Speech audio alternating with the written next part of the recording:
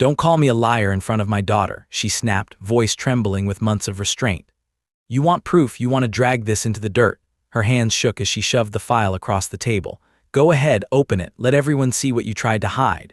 The room filled with a prickly silence, broken only by the rustle as someone reached for the folder. "You don't know what you're doing," hissed the woman across from her, silk scarf twisting in fingers gone white. "I know exactly what I'm doing, and so does the IRS man at the door." A sharp intake of breath. Someone gasped, chair scraping the floor. "It's over, you're done." For a heartbeat, the whole world held its breath. But to understand how she ended up here, you have to go back to 2 weeks earlier, when she had nothing left but hope and a stubborn refusal to give up. $42.16. That was all Linda had left, blinking back at her from the cracked phone screen as misted rain slid down the windshield of her Honda, parked beside the boarded-up laundromat on Main Street, Burnet, North Carolina. The digital readout was so appallingly low she almost laughed. Her thumb hovered over her daughter's backpack, wedged between 2 grocery bags filled with her life, half-packed luggage, a shoebox of old birthday cards, and her mother's faded shawl. Ellie, age 8 and small for her age, wriggled in the passenger seat beside her, still snug under her purple raincoat. "Mama, is this the place?" she asked, pressing her nose to the foggy glass. "It don't look like Grammy's restaurant, it looks sad." "It's what they gave us, hun. It's all we got left," Linda answered, her voice steadier than she felt. She left her trembling hand on the wheel, breath fogging between her and the world outside. "We're gonna fix it up, you'll see. We'll have pancakes again in no time like Grammy used to make." Ellie studied her, blue eyes searching for a promise Linda couldn't quite give. "Will Aunt Teresa come? She says she's got better things to do," the child mumbled. Linda felt the truth sting behind her smile. Her mother's funeral was barely 3 weeks past, just a pale blur between condolence casseroles and old debts. Her stepfather had disappeared, erasing every photo and voicemail as if the past itself could be cleaned out. And now Aunt Teresa and Cousin Melanie, silks, cashmere, frosty perfume, a sonorous just to check in, were text message apparitions, never present unless summoned for a will reading or a final handshake. The car's engine ticked in the damp silence as the rain hissed. Above the laundromat's battered turquoise sign hung a single strip of warning tape, half peeled. The wood planks across the windows were warped and spotted with mildew, yet it was theirs, a jest, according to Melanie's last crisp words. "Burnet Laundry is worthless, Linda. Honestly, you'd be smart to sell the plot before it collapses." Teresa's voice from 2 weeks before resurfaced, flat as graphite. "No one needs that old shack. If you want it, take it. Melanie and I, well, we don't need burdens." Linda lifted her chin, forcing her fingers to work. "Ellie, you see that big standing clock in the window?" "Yeah, it's taller than you." The girl's gaze flickered with reluctant curiosity. "That clock was Grandma's. Maybe there's something good left inside." The words tumbled out before she could stop herself, as if saying it could conjure hope into something solid. If you've ever watched old wounds bleed into new beginnings, if you've ever wondered whether a boarded-up door could hide more than forgotten years, then keep listening. Some stories demand to be let in. Rain had slowed to a persistent drizzle by the time Linda and Ellie dragged their suitcases through puddles and up the chipped steps toward the laundromat's battered door. Burnet's Main Street was nearly deserted. The air was thick as ever, fragrant with wet asphalt and distant gardenias blooming in someone else's yard. The old padlock clicked open on the 3rd try. Linda pressed her shoulder into the door, shoving until wood scraped against warped tile inside. The gloom had a texture, old detergent, sour mildew, exhaust from passing trucks. "Stay close," she murmured to Ellie as they stepped into the hushed dark. "Are we gonna sleep here tonight?" Ellie's voice trembled, barely audible over the creak of the floor. "We'll see, sweetheart, let's look around first." While a chill followed them in, Linda made her way down the corridor past peeling posters, 2 horseshoes, a faded sign for wash and fold. Only the grandfather clock stood intact, its presence stern in the far corner. She pressed her palm against its varnished side, the ancient mahogany slick with years of dust. Ellie crouched, peering inside the soap machine's stuck coin chute. "Got any quarters?" she whispered, hoping for magic. Linda smiled, habit and hunger warred in her chest. Then she spotted it, the pendulum of the clock, swaying not with time but as if something heavy knocked against it from inside. Heart thudding, Linda reached up and tugged gently on the carved molding, almost afraid the clock would collapse in her hands. The whole frame rattled, then stilled. She crouched, searching for screws, hidden latches, a loose board. Ellie stood on tiptoe, nose barely above the glass. "What's in there, Mama?" "Maybe an old key, or who knows?" Linda's voice dropped to a hush. Her thumb found a tiny nick on the pendulum's brass case. A flex barely perceptible. She pressed harder. The entire pendulum casing shifted. Beneath it, something clicked. It swung open. The air inside was chill and metallic, thick with the scent of old machine oil. Linda eased her fingers into the dark cavity within. Her nails scraped velvet, then rigid metal, something rectangular, heavy. She pulled, heart pounding. Out slid a dull gold bar, solid, stamped with the U.S. Mint crest and the year 1968. Linda's breath vanished. Ellie gawped, her eyes wide. "Is it chocolate?" she whispered. "No," Linda breathed, laying the bar across her axe-trembling palms. "It's real." The vault behind the clock yawned deeper, stacked with more bars, a fortune hidden inside the bones of a dead business. Shock rang in her ears. No words could touch it. The promise of answers, of survival, gleamed up at her from the gold. Linda's knees buckled. She reached for her daughter. "Stay right here, don't touch anything else," she ordered, voice thick. The story was rewriting itself, one secret at a time. She locked the clock, gaze flitting to the shadows beyond, ready for whatever would try to steal this away. Night fell quickly. Linda set Ellie on a mildewed bench, wrapped in her coat. For the next hour, she scoured the floorboards and wall panels for any other hiding places, but the laundromat offered only more rot, except for a sealed dresser wedged in the back room behind broken dryers. She pried open the top drawer and found only ledgers, yellowed, written in her grandfather's careful hand. But at the very bottom, her fingers caught on a false bottom, wedged tight. With a grunt, she levered it open, revealing a bundle of government bonds dated from the 1960s. Her heart rattled in her chest. She scanned the dates, then the neatly folded statement on top, a calculation of compounded value, $12 million in total, scrawled in pen. A single line beneath, "If Linda is ever in need, the rest are not to be trusted." "Grandpa left it for us," Linda whispered, disbelief and gratitude wrestling inside her. Ellie watched quietly, her eyes impossibly large. "Does that mean we're rich now?" Linda exhaled a shaky laugh. "Maybe, but we have to be careful. This isn't just money, it's danger. People will want to take it if they know." Her sweat prickled with unease, the miracle in her hands feeling more like a loaded gun than a gift. A shuffling step rose behind her. She spun, clutching the bonds.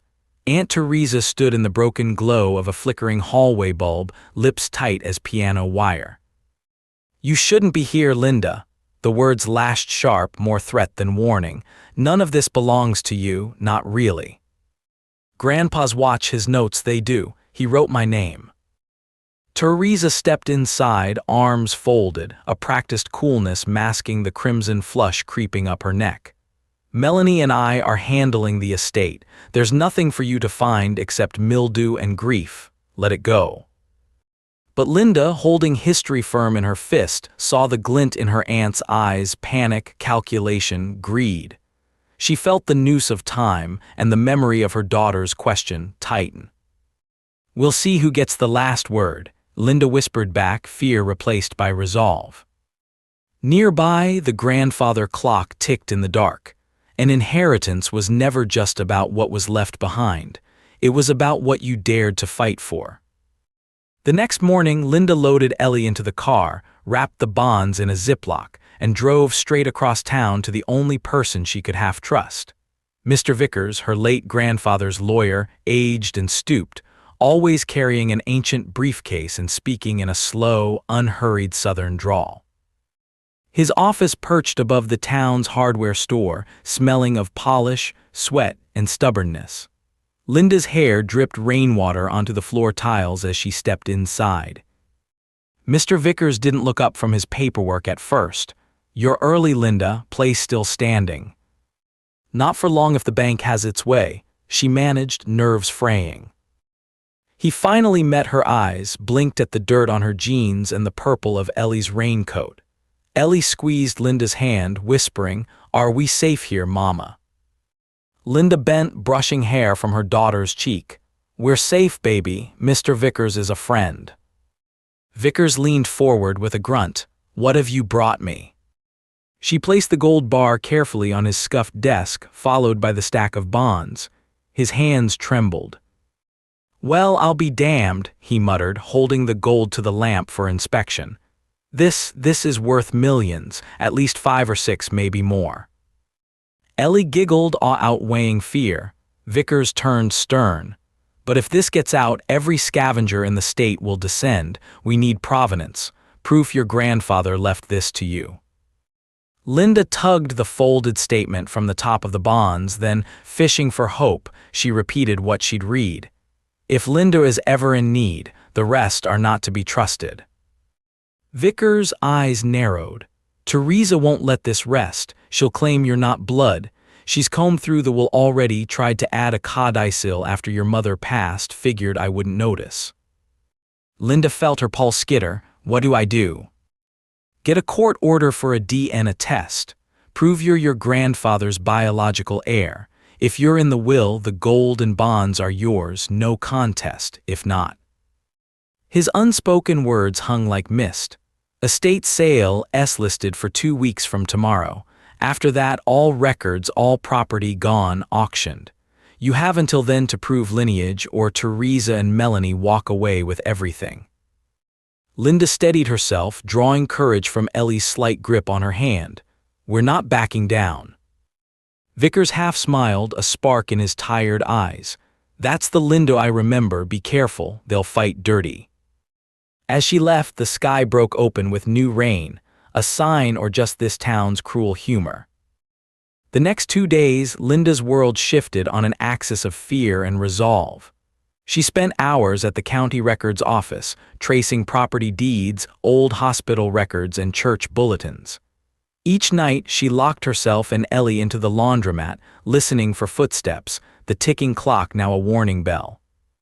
But the storm came swift.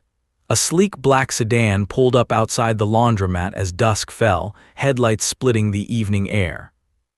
Melanie emerged first, high heels, silk scarf, a flash of disdain. Teresa followed, voice slicing through the door even before her shadow crossed the threshold. "You're tampering with something you don't understand, Linda. This isn't about you. You were never meant to have any of this," Aunt Teresa spat. Linda closed the clock's vault with a trembling hand. "It's not yours to decide." "You're not even his real granddaughter," Melanie sneered, her lacquered nails clicking against her phone. "You know he adopted your mother after his first wife died. You're not blood." Ellie whimpered, pressing against her mother's hip. Linda bristled. "He raised my mother as his own. He left notes, bonds, gold. My name was on it." Melanie's smile frosted. "Courts won't care. DNA doesn't lie. You have no claim." Linda's jaw crushed tight. "Then test us. Pull DNA from every napkin in this place. I'm not going away." Teresa stepped close, edges gone sharp as cut glass. "People disappear in towns like this, Linda. Don't make this ugly." The threat left a filament hanging in the humid air. Linda didn't flinch. "Call the sheriff if you like," she said quietly, "but you'll have to tell him what's in that clock." The standoff broke as Melanie stormed out, muttering threats, Teresa's eyes lingering on Linda, calculating, afraid. Inside the suffocating quiet, Linda coached Ellie into the restroom, whispered reassurances, and dialed Mr. Vickers again. He answered on the 4th ring, voice barely a croak. "Heard you had visitors." They threatened us, she hissed, glancing over her shoulder. Melanie, she's claiming I'm not his blood, says adoption means I have nothing. Vickers paused, considering. We need court-ordered DNA from all parties.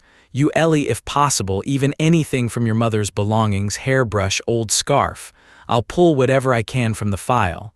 Meet me at my office at 9 sharp tomorrow. Do not let them in tonight. Linda locked every door, pushing a table against the main entrance for good measure. For the first time, the clock felt more warning than comfort. Her flaw, her inability to let go of the dead, to cling to old handkerchiefs and inheritances like they held her mother's ghost, became her fire. If survival required battle, then battle it would be. Next morning, Mr. Vickers motioned Linda and Ellie up the crooked stairs behind the hardware store. The air upstairs was sweet with lemon oil, and Vickers was joined by a new face, Janice, a county notary whose voice was as genial as iced tea but whose gaze cut right through Melanie, who arrived trailing her mother.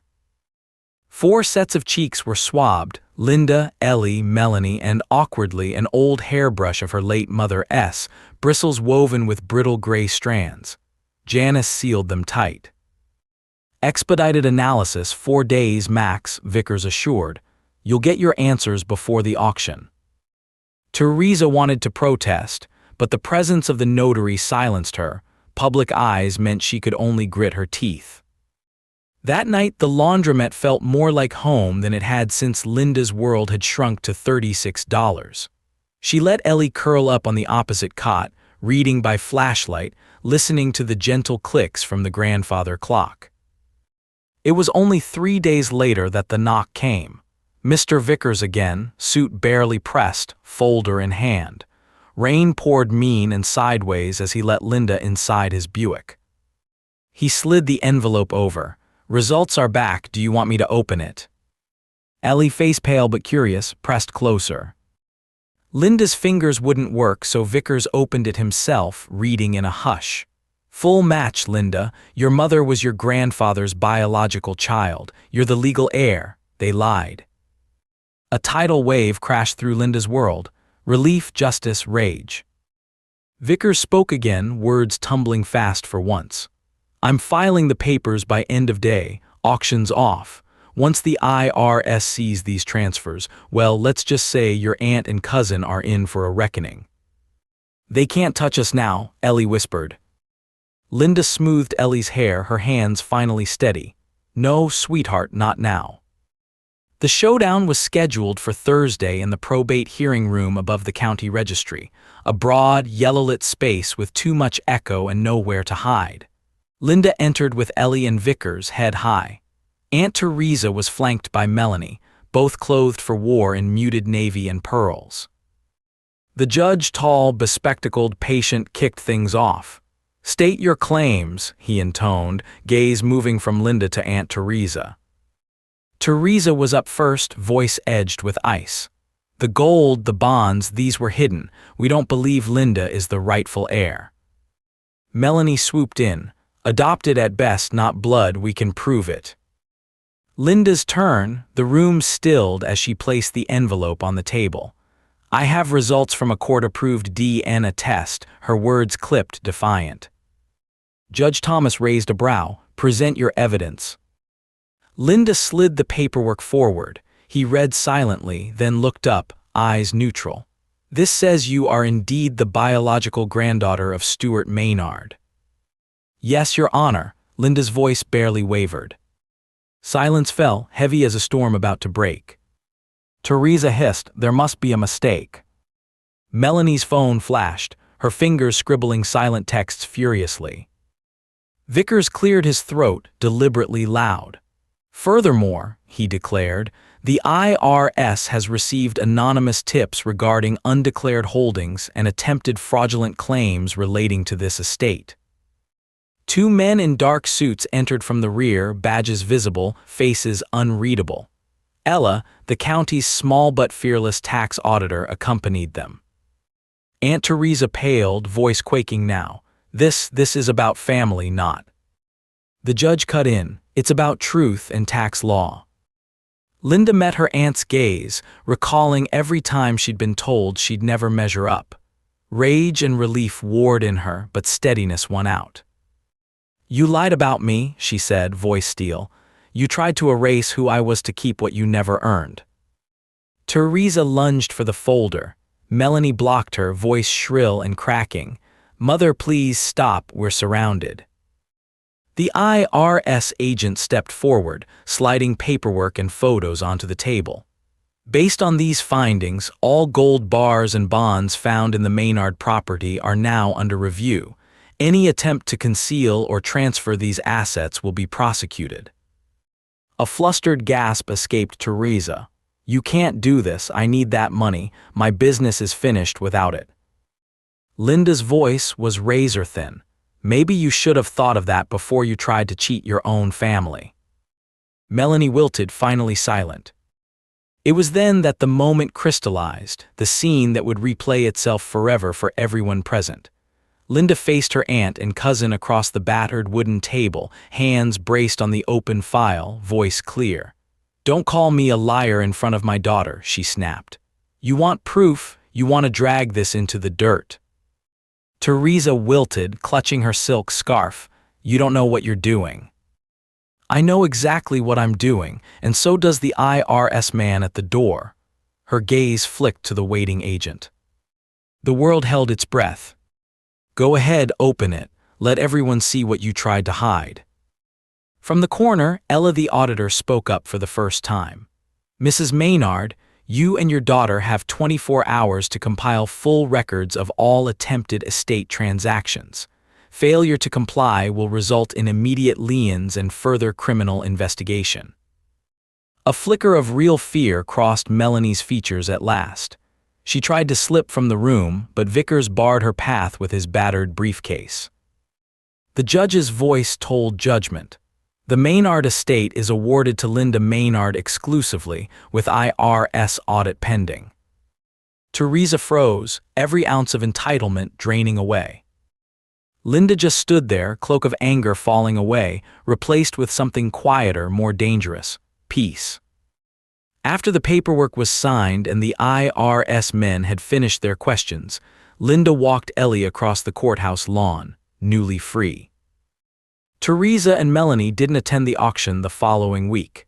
Instead, their business crumbled, tax liens freezing every account, years of schemes unraveling in a single audit. Word spread fast. Town gossips murmured in the hardware aisles about IRS agents and Maynard gold.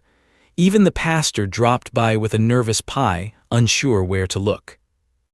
Linda took to restoring the cottage above the laundromat, scrubbing years of mildew from her grandfather's old study while Ellie bounced from room to room, humming. Some of the old furniture could be saved with polish and grit. The laundromat itself reopened 6 months later, humming with new machines, clock still ticking in its corner, a constant reminder that time could heal even what seemed beyond repair. Ellie brought home a ribbon from the county fair for her painting of Grammy's clock. The townsfolk queued for wash cycles, and pretty soon people started smiling at Linda the way they once did her mother. Melanie and Teresa quietly vanished from Burnett, their business sold at auction for pennies on the dollar. The gold bars and bonds, officially Linda's, became Ellie's college fund and the anchor for a life otherwise splintered by years of loss. At dusk, Linda often stood in the doorway, arms wrapped around her daughter, watching the crows settle on telephone wires above Main Street. She learned to breathe easy, to let time tick forward. Trust, she thought, was built one small truth at a time. Sometimes, the fiercest storms reveal what the sun can't touch. If you've lived through betrayal but found something honest in the rubble, if you know the cost of holding on and the price of letting go, then maybe you already understand what Linda did. In the end, Burnett was only a town. Family, true family, was what you made from broken pieces and stubborn hope. And as the grandfather clock ticked into the future, Linda knew every second belonged to them, hard-won but finally their own. The first morning that belonged to her, truly hers since the day her mother died, Linda woke to sunlight dripping through clean window glass and the low, reassuring tick of the Maynard clock. Ellie slept heavy beside her, cheeks warm and soft, tangled in a patchwork quilt stitched with lilies. For once, Linda allowed herself to linger in bed, not out of exhaustion but out of savoring. Their new house, still haunted by the echo of old fights and the sharp, sweet tang of lemon oil, was quiet. But life, no matter how deeply battered, kept moving forward. By 8, Linda brewed coffee in a chipped porcelain mug and set a bowl of cereal before Ellie, who grinned up at her, gap-toothed and sated. "Are we safe now, Mama?" Ellie whispered, still measuring each new day for shadows. Linda bent and pressed her lips against Ellie's damp hair. "We're safe, baby," she promised, and for the first time it felt like the truth. Outside, Main Street was waking, shutters drawn back, a pair of church women setting out potted violets, the mail carrier trundling on squeaky wheels. Linda stood by the window, hands wrapped around her mug, and realized she could breathe deep without flinching. Later that morning, Mr. Vickers stopped by with a slim envelope. "Final papers," he announced with a gentler smile than Linda had ever seen, placing the deed and legal confirmation on her freshly scrubbed table. Linda half-laughed with disbelief as she signed. "All those threats, all that money floating around, I kept thinking it would vanish if I blinked too slow." His eyes softened. "Sometimes it goes right," he said simply. "Sometimes the one who cares most wins." He gave Ellie a peppermint from his vest pocket and closed the front door behind him, the bell jingling like an old friend. Afternoons blurred gently together as routines found their shapes.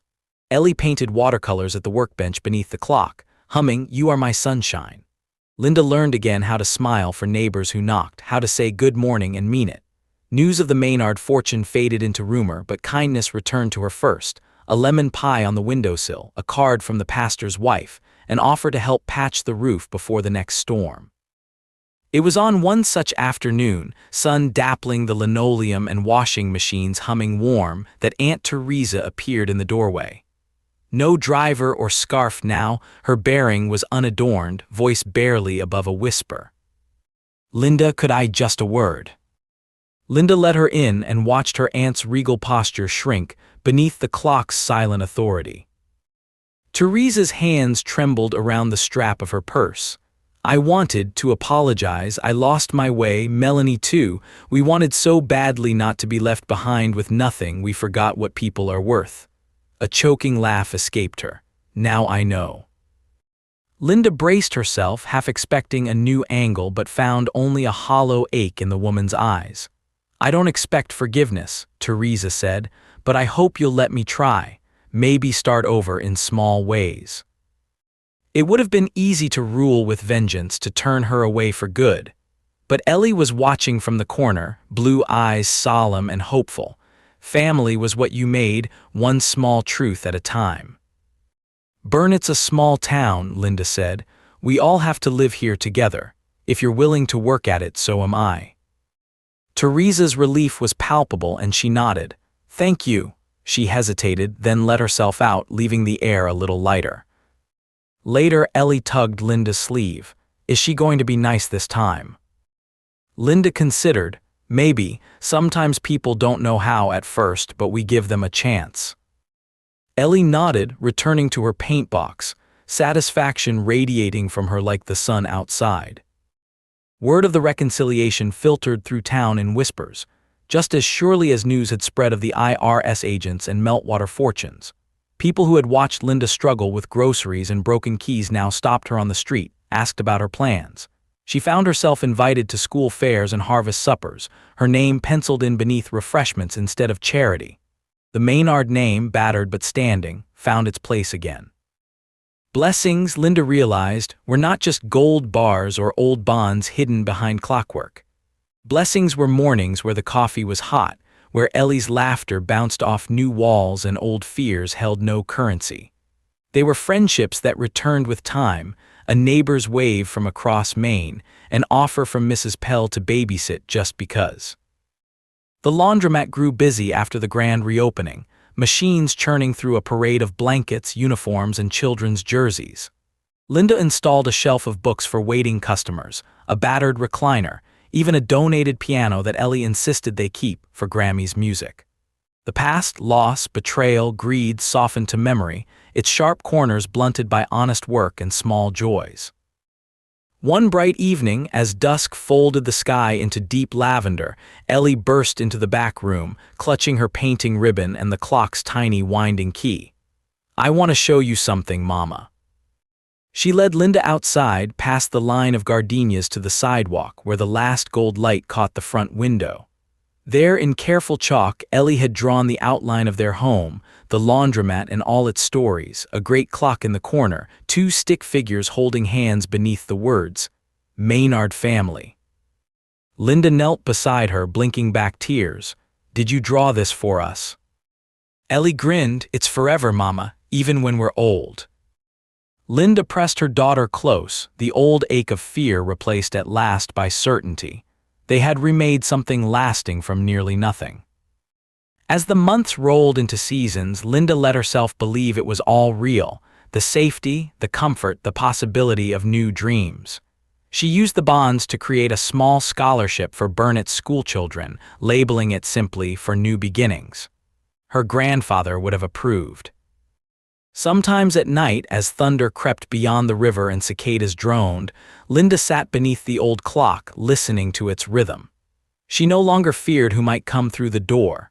Instead, she kept it open, a beacon for lost travelers, neighbors with news, or Ellie sprinting in from the rain, arms wide.